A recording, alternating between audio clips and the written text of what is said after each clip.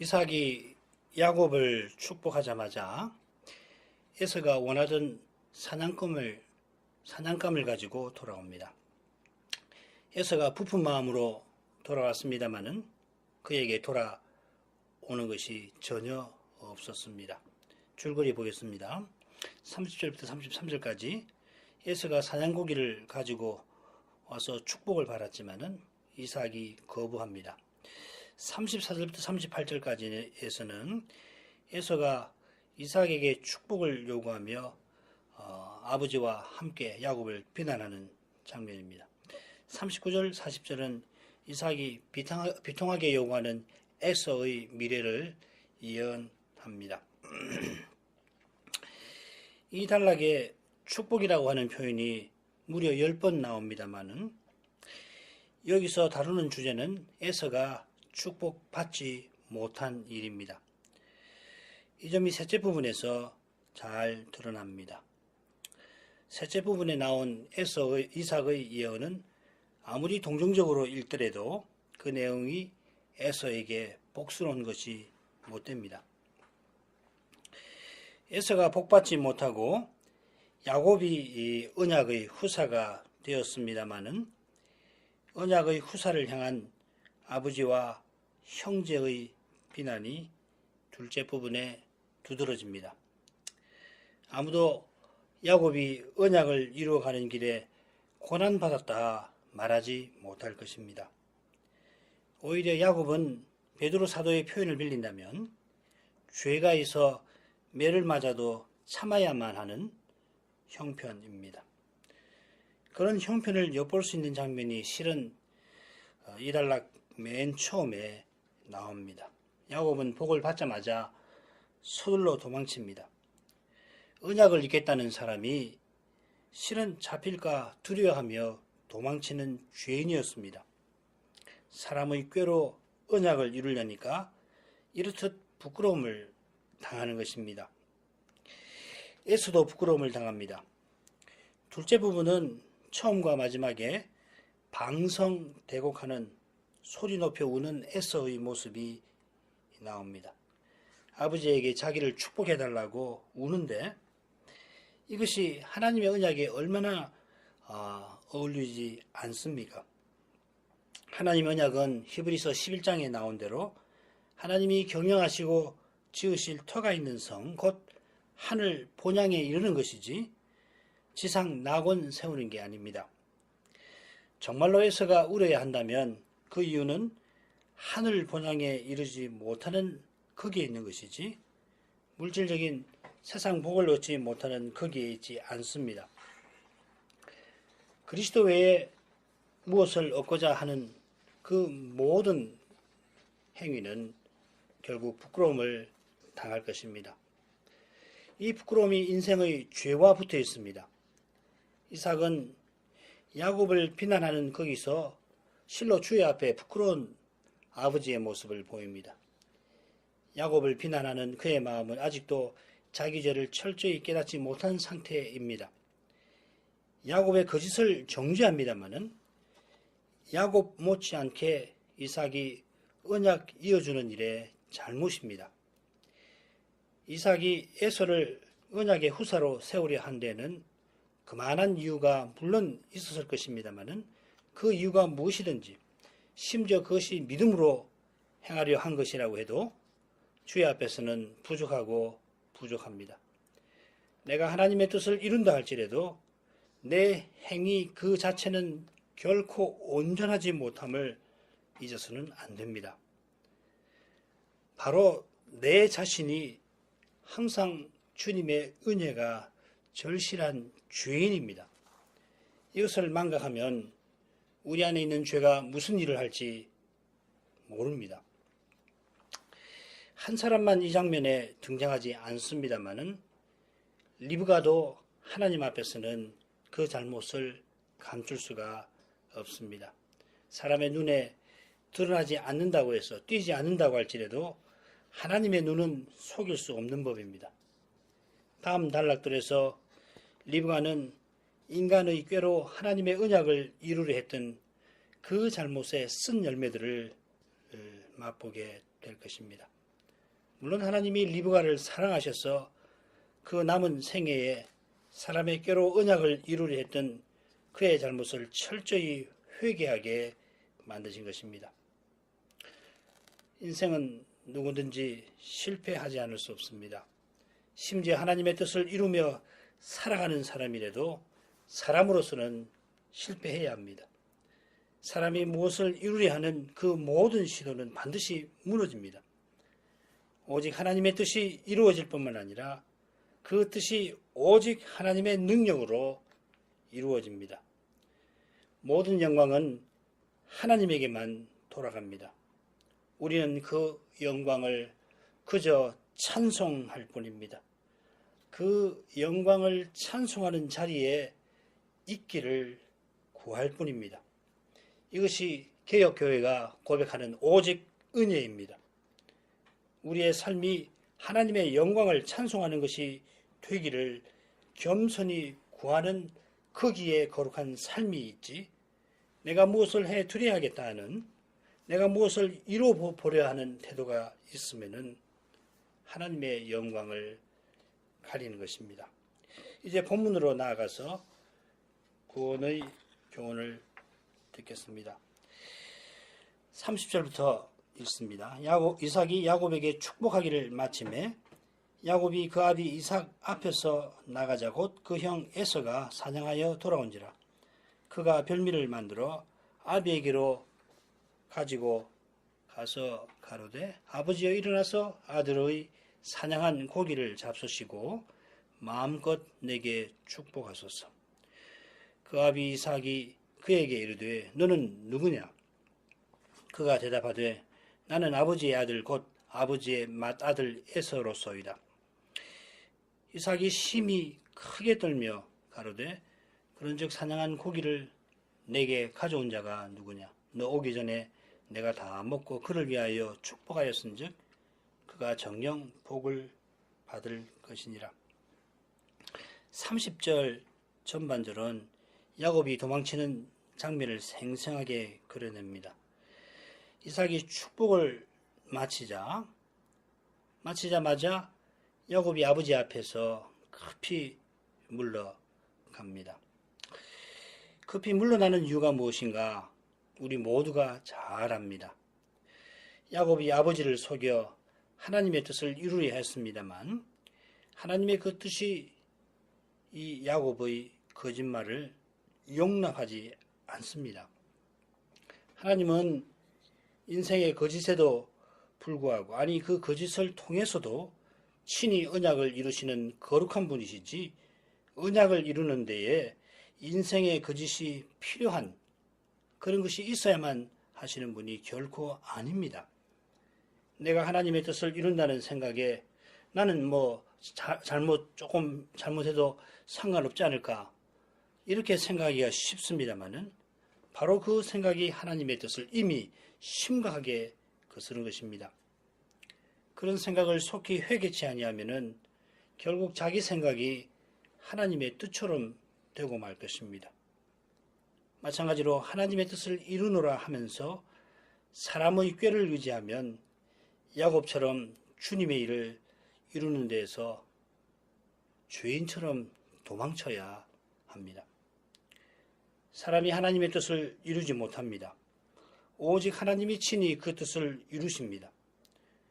우리가 스스로는 그 뜻을 알지도 못할 뿐만 아니라 혹 알더라도 그 뜻을 스스로는 이루지 못합니다. 오직 하나님이 그 뜻을 내신 그 뜻을 이루시는 것인데, 감사하게도 우리에게 그 뜻을 알려도 주시고 그 뜻을 받들게도 하시는 것입니다. 우리는 그저 겸손히 그분의 말씀을 듣고 그 말씀을 받들기를 구할 뿐입니다. 이런 심정과 태도가 있으면은 주님의 뜻이 도무지 이루어지지 않을 것 같은 현실에서도 사람의 꾀와 힘을 의지하지 않을 수 있을 것입니다.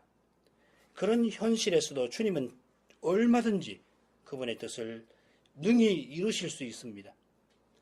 우리가 야곱의 축복 사건만 아니라 족장의 역사에서, 모든 역사에서 이 교훈을 배웁니다. 아무리 현실이 어려워도, 사람의 꾀를 따르지 말고 오직 주님의 말씀을 붙잡으십시다. 결국은 그 말씀대로 다 이루어지는 것이지 사람의 꾀는 절대로 이루어지지 않습니다. 야곱이 도망치듯이 이삭 앞에서 물러나자마자 곧 에서가 사냥하고 돌아옵니다.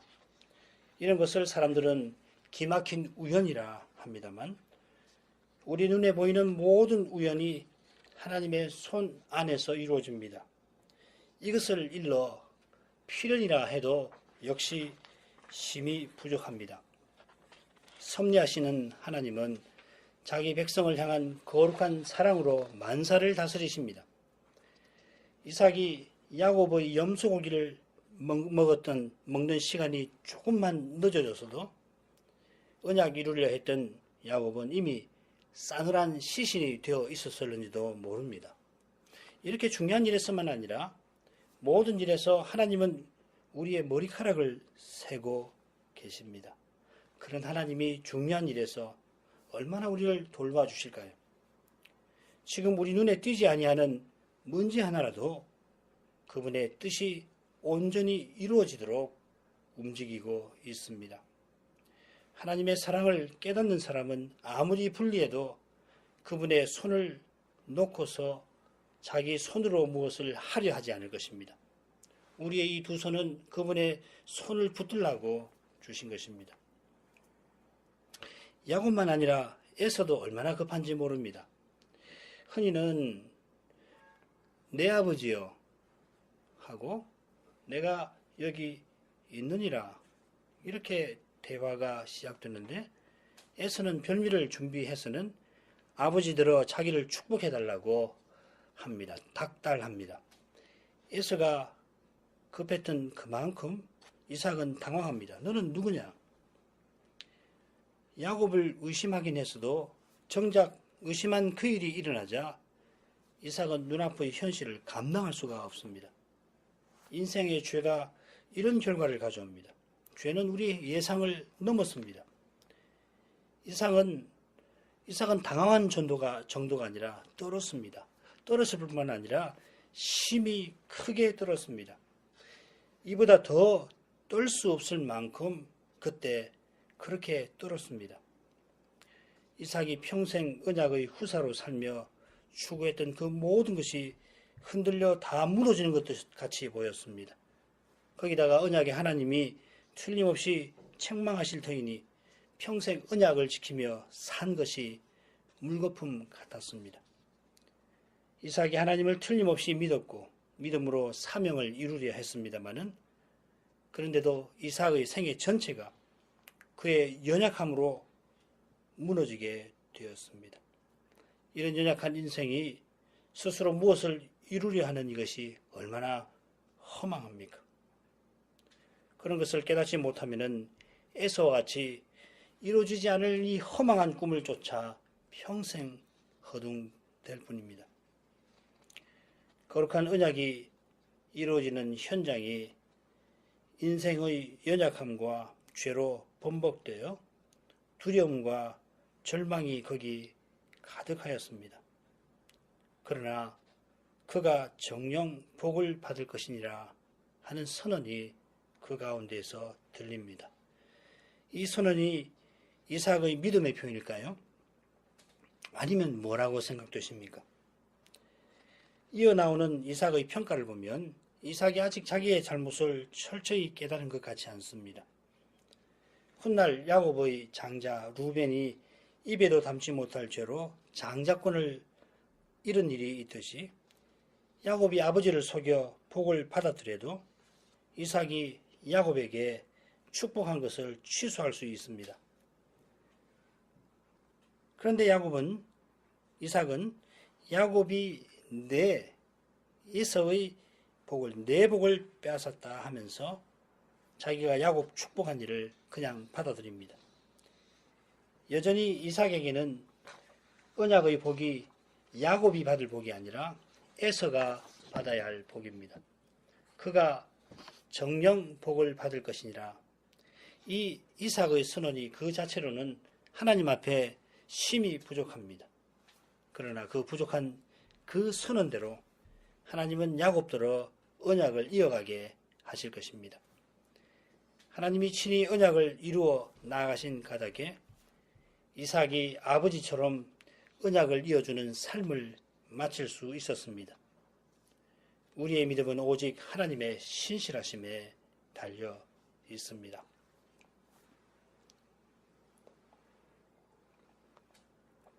이제 둘째 부분입니다.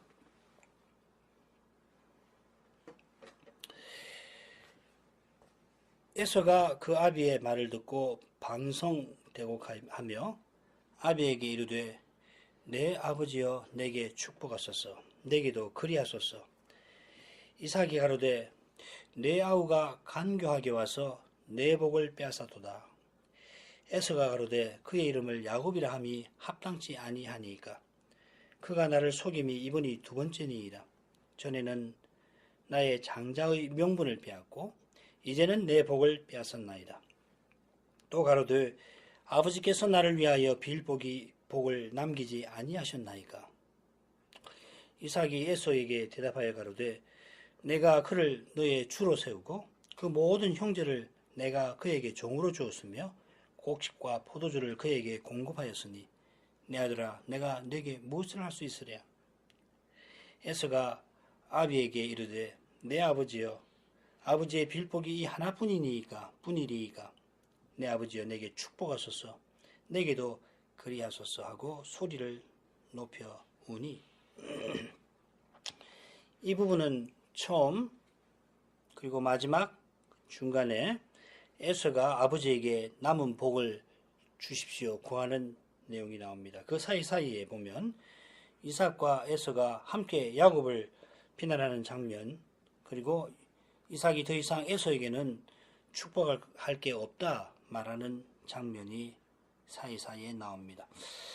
이런 줄을 위해서 먼저 에서의 허망한 태도가 두드러집니다. 에서의 방성대곡하는 이 모습은 팥죽 냄새에 당장이라도 먹지 않으면 죽을 것 같이 호들갑 떠는 그 장면과 겹칩니다. 이런 모습은 세상 행복을 추구하는 에서의 욕심에서 나왔습니다. 세상 행복은 그 자체로 뜬구름처럼 허망한 것이어서 세상 행복을 추구하는 삶도 허망합니다. 에서의 착각과 달리 이삭의 축복은 영원한 본향을 추구하는 그런 삶을 위한 것입니다. 영원한 본향을 추구하는 사람은 죽음의 현실도 기꺼이 받아들입니다. 저 본향에 이르는 유일한 길은 그리스도 외의 모든 것을 다 버리는 데에 있습니다. 그리스도도 얻고 세상 행복도 얻는 그런 길은 절대로 없습니다. 조금 전에 살핀 대로 이삭도 에서도 언약의 복을 내 복이라고 착각합니다.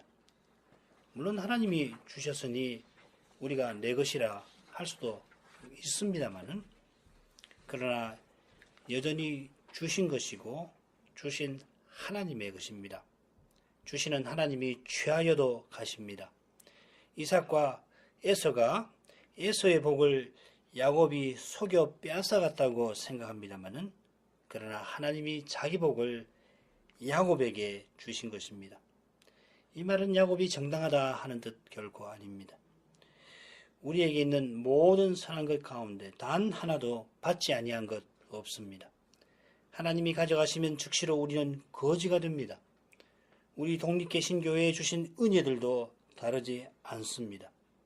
더욱이 주님이 함께 하시지 않으면 우리는 교회로 존재할 수 없습니다. 주님이 우리와 어떻게 함께 하십니까? 야곱이 아버지와 형에게 비난받는 이 장면은 언약의 후사로서 야곱이 얼마나 부족한지를 잘 보여줄 것입니다. 이렇게 부족한 야곱이 언약의 복을 받았습니다. 여러분, 우리는 어떻습니까? 우리가 은혜 받은 것은 우리가 심히 부족해서, 아니 받을 자격, 가치 전혀 없는 까닭입니다. 이것을 깨닫는 거기에 믿음이 있습니다. 여기서 벗어나면 믿음은 불순해집니다. 비통하게 복을 구하는 에서에게 아버지는 그가 마땅히 알아야 할 일을 알려줍니다. 39절 40절 읽습니다. 그 아비 이삭이 그에게 대답하여 가로되 너의 주소는 땅의 기름짐에서 뜨고 내리는 하늘 이슬에서 뜰 것이며 너는 칼을 믿고 생활하겠고 내 아우를 섬길 것이며 내가 매임을 벗을 때에는 그 멍에를 내 목에서 떨쳐버리라 하였더라. 이삭은 야곱을 축복할 때 사용하던 중요한 표현들을 여기서 사용하면서 에서가 맞이할 미래를 알려줍니다. 비슷하게 야곱을 축복했던 것과 역순으로 에서가 맞이할 미래를 알려주는데 그의 미래가 야곱의 복된 미래와 대조될 것, 복된 미래와 전혀 다를 것을 암시하는 것입니다. 이런 점에 비추어 마지막에 나오는 내용을 살필 필요가 있습니다. 많은 학자는 내가 매임을 벗을 때라 하는 말이 열왕기하 8장 20절부터 22절의 사건을 가리킨다고 해석합니다.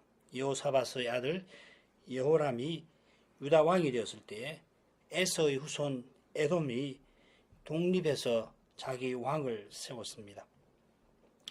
에서의 후손들은 척박한 환경에서 칼을 믿고 생활하지만 내내 이스라엘의 종으로 살 것입니다. 세상 행복을 추구하던 에서가 바라던 것과 정반대입니다. 그러나 하나님의 언약을 떠나 사는 그것만큼 불행한 것이 없습니다.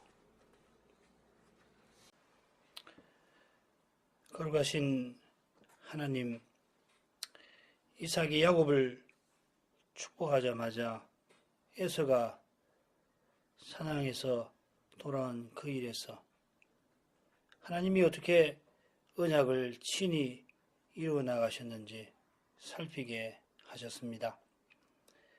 무엇보다 우리 인생의 죄가 얼마나 깊고 심각한지를 일깨워 주십니다. 언약이 이루어지는 그 길에서 아무도 사람을 자랑할 수 없게 하십니다.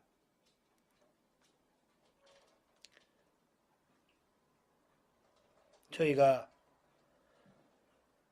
혹 온전히 순종했을지라도 우리의 순종 그 자체가 언약을 이룰 수 있는 게 아님을 고백합니다. 저희가 믿음으로 행했을지라도 믿음으로 행한 우리 자신이 죄인인 까닭에 여전히 주님의 공효가 절실합니다. 오직 그리스도 안에서만 저희가 믿음으로 행할 수 있고 거룩한 삶을 살 수 있습니다. 그리스도의 그 신실하심에 저희 믿음이 있는 이것을 잊지 않게 해 주시옵소서. 이 진리를 잊지 않고 갈 수 있는 길이 주님의 말씀을 겸손히 듣는 극이 있음을 이제도 고백합니다. 사람에게서 나오는 생각은 사람을 자랑하지 않을 수 없게 만듭니다. 오직 하나님의 그 거룩하신 뜻이 환히 드러나는 거기서만, 사람의 생각을 압도해버리는 거기서만 인생이 겸손히 사람의 생각을 접어버리게 됩니다.